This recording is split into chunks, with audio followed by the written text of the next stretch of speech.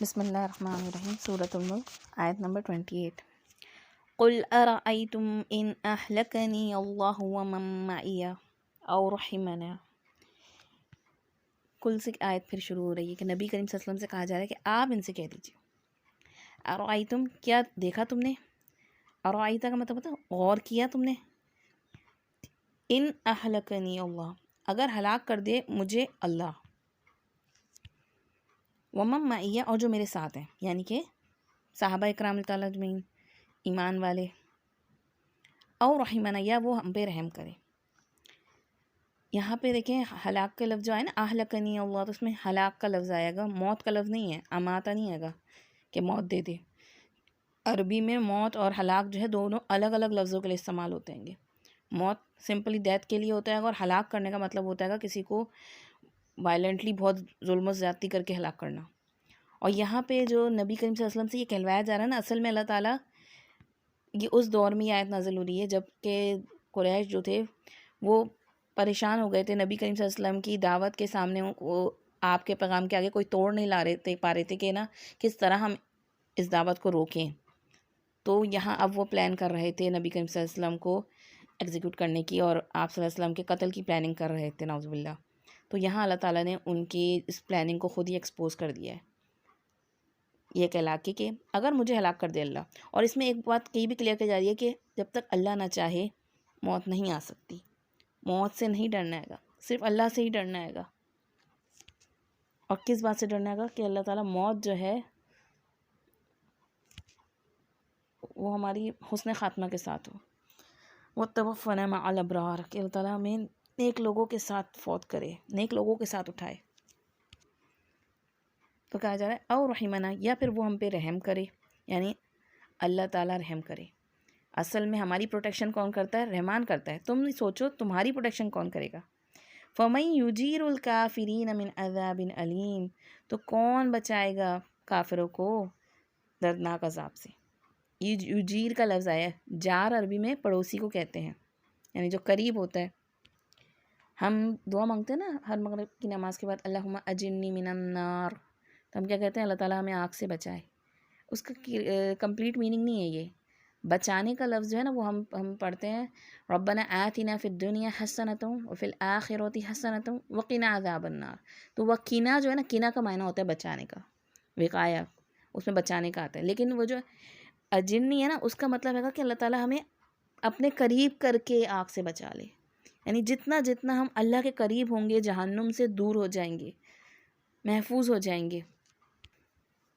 اور جتنا جتنا نافرمانی کریں گے نا تو کیا ہوگا؟ نافرمانی کر کے ہم دنیا میں بظاہر طور پہ اللہ کے راستے سے دور بھاگ رہے ہوتے ہیں، لیکن ہم آہستہ آہستہ جہنم کے قریب جا رہے ہوتے ہیں، اور اس طرح آہستہ آہستہ اللہ تعالیٰ کی رحمت سے دور جا رہے ہوتے ہیں۔ یہاں پہ بھی دیکھیں اور رحیمانہ، اور اگلی آیت میں بھی رحمان کا لفظ آ رہا ہے کہ اللہ تعالیٰ نے اپنے سے، تو یہ رب کی رحمت ہے کہ اس نے ہمیں زندگی دی ہوئی ہے۔ وہ جب چاہے ہلاک کر سکتا ہے ہماری نافرمانیوں اور گناہوں کے اوپر، لیکن وہ ڈھیل دیتا ہے، اور ہمیں یقین رکھنا ہے کہ سب کچھ اسی کے ہاتھ میں ہے۔ اسی لیے اگلی آیت میں کیا آ رہے گا؟ قُلْ هُوَ الرَّحْمَنُ آمَنَّ بِهِ وَعَلَيْهِ تَوَكَّلْنَا۔ پچھلی آیت میں تھا خطاب قریش کو بتانا تھا، ان کو ایکسپوز کرنا تھا، اور ان کی ایک چال کو دکھانا تھا کہ تم کیا کر رہے ہو۔ اب اس آیت میں مومنین کے بارے میں بتایا جا رہا ہے کہ مومنین کیسے ہوتے ہیں گے، کہ آپ کہہ دیجئے کہ هو الرحمن، وہی رحمان ہے، آمنا بھی، ہم اس پر ایمان لائے، وعلیہ توکلنا، اور اسی پر ہم توکل کرتے ہیں، اسی پر ہم نے بھروسہ کیا ہے۔ یعنی پچھلی آیت میں کہا جا رہا ہے ان کو کہ تمہیں کون عذاب سے بچائے گا، دردناک عذاب سے جو تم یہ چالیں چل رہے ہو، اور تم آخرت کو اور جہنم کو، ان سب چیزوں کو ایک طرح سے تم نے مذاق بنایا ہوا، ٹھٹا بنایا ہوا، یقین نہیں کر رہے۔ کیا کہہ رہے تھے؟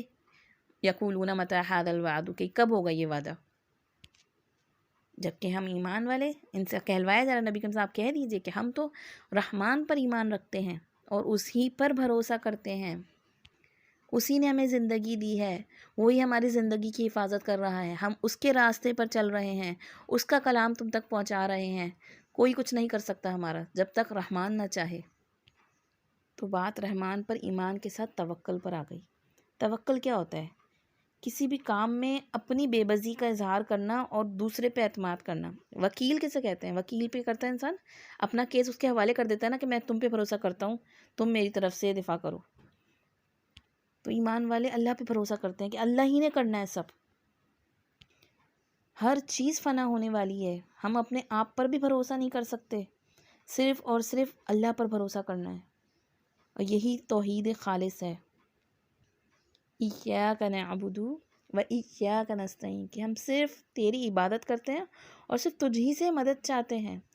ہر معاملے میں صرف تیری ہی مدد درکار ہے. دنیا کے تمام معاملات میں اللہ پر ہی بھروسہ کرنا کہ جو بھی ہو اس ہی میں خیر ہوگی. جو اللہ کے پاس ہے اس پہ بھروسہ کرنا، جو لوگوں کے پاس ہے اس کی امید نہ رکھنا.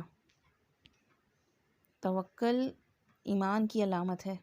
جتنا جتنا توکل زیادہ ہوتا ہے گا اس کا مطلب اتنا ایمان زیادہ ہے.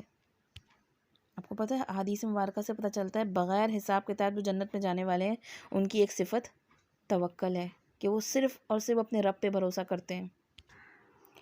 حضرت ابن عباس رضی اللہ عنہ سے روایت ہے کہ رسول اللہ صلی اللہ علیہ وسلم نے فرمایا کہ مجھے امتیں پیش کی گئیں یعنی دکھلائی گئیں، تو میں نے دیکھا کہ ایک نبی ہے اس کے ساتھ چند آدمی ہیں، اور ایک نبی ہے اس کے ساتھ صرف ایک یا دو آدمی ہیں، اور ایک اور نبی اس کے ساتھ کوئی بھی نہیں. یعنی کہ آپ سوچیں ایک نبی اپنی پوری زندگی میں دعوت و تبلیغ کا اتنا بڑا مشن کرتا رہا اور اس کے ساتھ کوئی بھی نہیں آیا. تو کبھی بھی اس پہ گھبرانا نہیں چاہیے کہ کوئی آ رہا ہے میری بات پہ کہ نہیں آ رہا. اللہ تعالیٰ مجھے اجر دینے والا ہے، میں نے لوگوں کی گنتیاں نہیں دیکھنی ہیں. ہم جو کام خالص ہو کے اللہ کے لیے کر رہے ہیں نا اس کا اجر اللہ نے دینا ہے. اس کے بعد آپ سے فرماتے ہیں اتنے میں اچانک ایک بڑا گروہ میرے سامنے ظاہر ہو گیا. میں نے گمان کیا کہ یہ میری امت ہے، لیکن مجھے بتایا گیا کہ یہ موسیٰ علیہ السلام اور اس کی قوم بنی اسرائیل ہے. لیکن تو دوسرے کنارے کی طرف دیکھ. میں نے اس طرف دیکھا تو ایک بہت بڑا گروہ تھا. مجھ سے کہا گیا یہ تیری امت ہے، اور ان کے ساتھ 70,000 آدمی ایسے ہیں جو جنت میں بغیر حساب اور عذاب کے داخل ہوں گے. تو آپ صلی اللہ علیہ وسلم یہ بیان کرنے کے بعد اپنی مجلس سے اٹھ کے گھر تشریف لے گئے. بس لوگوں نے بحث شروع کر دی کہ جو بغیر حساب اور عذاب کے جنت میں جائیں گے یہ کون ہوں گے. بعض نے کہا شاید یہ وہ لوگ ہوں گے جنہوں نے رسول اللہ صلی اللہ علیہ وسلم کی صحبت کا شرف حاصل کیا، یعنی صحابہ کرام. بعض نے کہا شاید یہ وہ لوگ ہوں گے جو اسلام میں پیدا ہوئے اور اللہ کے ساتھ انہوں نے کسی کو کبھی شریک ہی نہیں ٹھہرایا. اس طرح سب نے اپنے اپنی رائے پیش کی. اتنے میں رسول اللہ صلی اللہ علیہ وسلم واپس تشریف لائے. آپ نے پوچھا تم کس چیز میں بحث کر رہے تھے؟ انہوں نے آپ صلی اللہ علیہ وسلم کو ساری بات بتلائی. آپ نے فرمایا یہ وہ لوگ ہوں گے جو نہ خود جھاڑ پھونک کرتے ہیں، نہ کسی اور سے کرواتے ہیں، اور نہ بدشگنی لیتے ہیں، اور صرف اپنے رب پہ بھروسہ رکھتے ہیں. یہ بات سن کے حضرت عکاشہ بن محصن رضی اللہ عنہ کھڑے ہوئے کہا یا رسول اللہ میرے لیے دعا فرمائیں کہ اللہ مجھے ان میں سے کر دے. آپ نے ارشاد فرمایا تم ان میں سے ہی ہے. پھر ایک اور آدمی کھڑا ہوا، اس نے کہا میرے لیے بھی دعا فرمائیں اللہ مجھے بھی ان میں سے کر دے. آپ نے فرمایا عکاشہ تم پہ سبقت لے گیا. یہ بخاری اور مسلم کی روایت ہے. یعنی سب سے پہلے جس نے سنا اور اس نے اس کی چاہت کری تو اس کو دیکھ کر تو پیچھے بہت سارے کرنے والے آتے ہیں، لیکن جو پہلی دفعہ میں نکل گیا نیکی کے راستے پہ وہ آگے بڑھ گیا. تو اس حدیث مبارکہ سے ہمیں کیا سمجھ میں آتا ہے گا توکل کے بارے میں.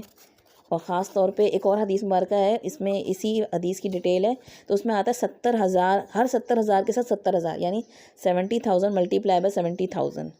اتنے لوگ جو ہیں یہ بلا حساب کتاب جنت میں داخل ہوں گے. اور یہ کون لوگ ہیں؟ جو نہ خود جھاڑ پھونک کرتے ہیں نہ کسی سے کرواتے ہیں. یعنی ہر ذرا سی بات پہ ہم دوسروں سے دم کروانا نہیں. ہمیں نبی کریم صلی اللہ علیہ وسلم نے سکھایا ہے گا کہ سارے تینوں کل پڑھ کے آیت الکرسی اور جو دعائیں ہماری حفاظت کی قرآن مجید میں اور سنت میں ہیں موجود وہ پڑھ کے خود پہ خود دم کریں.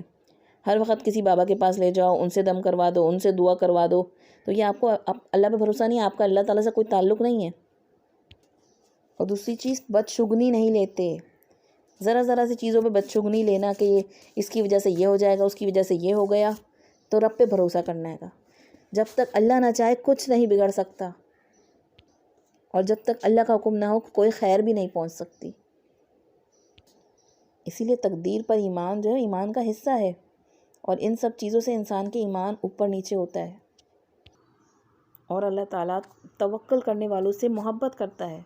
آپ دیکھیں نا موسیٰ علیہ السلام سمندر کے سامنے کھڑے تھے اور بنی اسرائیل نے دیکھا پیچھے فرعونیاں آ رہے ہیں، یعنی فرعون اپنے پورے لشکر کے ساتھ تو بنی اسرائیل بھی پریشان ہو کہ پھر موسیٰ کہاں لے آئے، اب ہم کہاں جائیں گے؟ تو موسیٰ علیہ السلام نے قرآن مجید میں آتا کیا کہا، اِنَّ مَعِیَ رَبِّی سَیَہْدِینِ، بے شک میرا رب میرے ساتھ ہے، وہ ضرور میری رہنمائی کرے گا۔ اور کیسے اللہ تعالیٰ نے سمندر پھاڑ دیا۔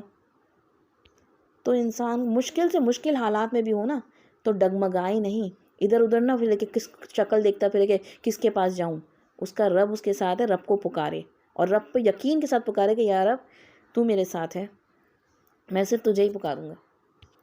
بعض مشکل مقامات پہ آپ صلی اللہ علیہ وسلم نے مشکل حالات میں جو دعا سکھائی ہے وہ سکھائی اللہ ربی لا اشرک بہ شیئا، کہ اللہ ہی میرا رب ہے اور میں اس کے ساتھ کسی کو شریک نہیں ٹھہراتا۔ یعنی مشکل وقت جب آتا ہے گا تو انسان شرک میں مبتلا ہو جاتا ہے گا، ادھر ادھر جانے لگتا ہے گا، دوسرے لوگ کہتے ہیں کہ او ہو یہ بیماری ہو گئی، آؤ میں اس کے پاس لے کے چلوں، وہاں سے ایک تعویذ لے کر آ جاؤ، وہاں ایک چڑھاوا چڑھا کے آ جاؤ، بس وہیں جا کے انسان کا ایمان جو ہوتا ہے گا ڈگمگا جاتا ہے کہ یہ مشکل تو ختم ہو کے نہیں دے رہی، چلو یہ بھی ٹرائی کر کے دیکھ لیتے ہیں، جہاں اتنے ڈاکٹرز کے پاس جا رہے ہیں ان کے پاس بھی ہو جاتے ہیں۔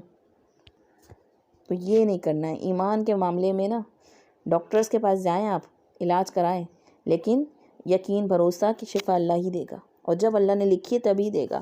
جتنی تکلیف میرے لیے لکھی ہے وہ تکلیف میں نہیں اٹھانی ہے، اور اسی میں میرے لیے یقیناً اللہ نے اجر لکھا ہے، وہی اللہ کی رحمت ہے۔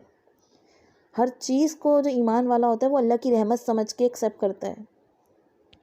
ایون کہ جہنم، اس صورت میں آپ دیکھیں جہنم کا ذکر آیا نا، اب اس صورت کو پڑھ کے اگر جہنم کی آیات سے آپ ڈر جاتے ہیں اور تو اس سے کیا ہوتا ہے، یہ بھی اللہ کی رحمت ہے کہ آپ اس سے اللہ کے قریب ہو جائیں گے، کیونکہ جہنم ایک ایسی چیز ہے کہ اس سے بھی یا تو ایک انسان ڈرنے والا ہوتا ہے یا پھر اس کا ایک مذاق بنا لیا جاتا ہے۔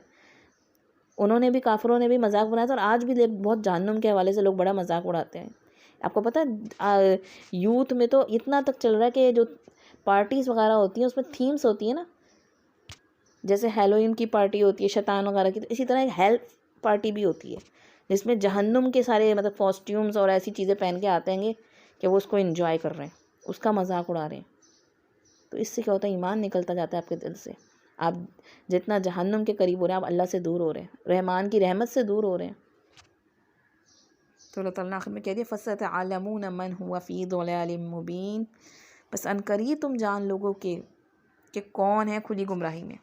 یہ تو اس وقت کے مشرکین سے کہا گیا نا، اور ان کو پتہ چل گیا بہت قریب ہی، کچھ عرصے میں غزوہ بدر ہوئی تو سب اتنے 70 کے قریب جو اس بڑے بڑے سردار تھے ان کا حشر نشر بگڑا، اور پھر کچھ عرصے میں جا کے فتح مکہ ہوئی تو سب کو آرام سے یہ بات کلیئر ہو گئی تھی کہ یہی نبی حق پر ہیں صلی اللہ علیہ وسلم، اور ان کے ساتھ جو ہیں وہی کامیابی کی طرف جا رہے ہیں۔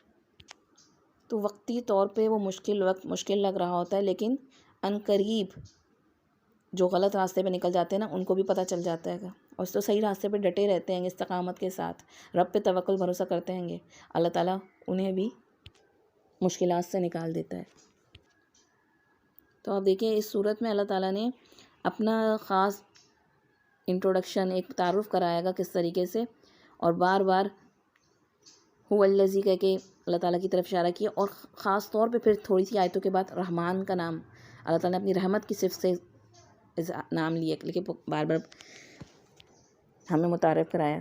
تو اب دیکھیں کون کون سی آیتوں میں رحمان کا نام آیا گا اور وہاں پہ کیوں آیا گا، تھوڑا سا اس پہ غور و فکر کریں، اور آس پاس کی آیتوں کو دیکھ کے کہ اللہ تعالیٰ اپنی رحمت سے ہمیں کیا بتانا چاہ رہا ہے اور ہمیں کیا کرنا چاہیے، ہمیں اپنی زندگی میں کیا سوچنا چاہیے، اور کس طریقے سے ہم اللہ کی رحمت کو دیکھ کے پھر اپنی زندگی میں شکر بھی ادا کریں نعمتوں کو، کیونکہ پچھلی آیتوں میں کیا آیا تھا، قلیلا ما تشکرون، کتنا کم، کتنا تھوڑا تم شکر ادا کرتے ہو۔ تو ایمان اور توکل جو ہے اس کا بہت گہرا تعلق ہوتا ہے شکر کے ساتھ، کہ انسان تکلیف پریشانی میں بھی جب رب پر توکل کرتا ہے تو اصل میں اس کو شکر کر رہا ہوتا ہے ہر حال میں اللہ کا، اور یہ شکر اور یہ توکل جو ہوتا ہے یہ انسان کے دل کو اندر سے پھر تھام کے رکھتا ہے گا، مشکل سے مشکل وقت میں بھی نا وہ انزائٹی اور ڈپریشن میں نہیں جاتا۔ تو اصل میں اس صورت میں آپ دیکھیں مکی دور کی صورت ہے، کوئی ایسے خاص بڑے بڑے احکامات نہیں ہیں کہ یہ کرو یہ کرو یہ کرو، لیکن اصل یہ چیز آپ کو اس صورت میں نظر آئے گی کہ دل کے اندر کی اصلاح کی جا رہی ہے بار بار، اور ہم اسی طرف سے غافل ہوتے ہیں۔ اوپری طور پہ تو ہم حجاب لے لیں گے، ہم نوافلی کثرت کر لیں گے، ہم تسبیحات گرا لیں گے، لیکن جب اندر سے دل نہیں بدلتا نا تو بہت سی اللہ کی نافرمانیاں ہماری زندگی میں ہمارے ایک عادت اور ایک ہماری روٹین کا حصہ بنی ہوتی ہے، ہمیں احساس بھی نہیں رہتا اس کا۔ تو اس حوالے سے ضرور غور و فکر کریں، تدبر کریں کہ جہاں جہاں اللہ تعالیٰ نے اپنا رحمان کا نام کے نام سے یہاں پہ متعارف کرایا ہے، وہاں کون سی آیتیں آ رہی ہیں اور کیا کہا جا رہا ہے گا، اور پھر آپ کے دل کو کیا محسوس ہوا، آپ نے کیا کچھ نئی چیز سمجھی اور اپنے اندر ایک تبدیلی محسوس کر کے آپ نے کوئی عزم کیا کہ میں اب یہ کروں گی یا یہ نہیں کروں گی، یا کون سی چیز ہے جو اس سے آپ کو محسوس ہوا کہ واقعی میں آپ کا ایمان بوسٹ ہوا ہے، تو اس کو پھر شیئر بھی کیجیے گا۔